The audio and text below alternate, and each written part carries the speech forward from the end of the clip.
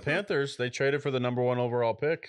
Yeah. So this trade was probably one of my favorite trades in NFL history because the Bears, not only do they plug a hole on their team and they get a wide receiver, so they have a self-proclaimed top 3 wide receiver in the NFL in Chase Claypool.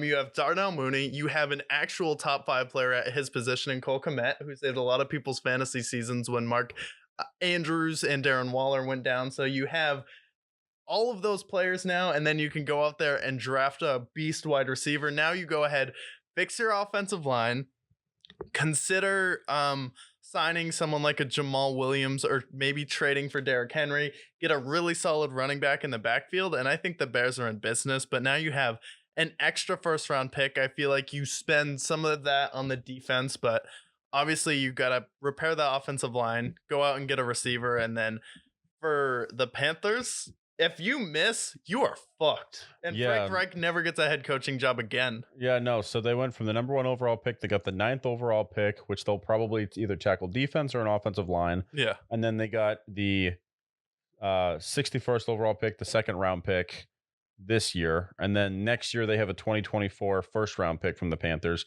and a 2025 second. My initial thoughts on that, it's like that 2024 first round pick. Imagine if the Bears make a leap this year, they make the playoffs. Yeah. It could be a scenario like the Eagles where they made this trade with the Saints last year and they somehow have a top 10 pick this year.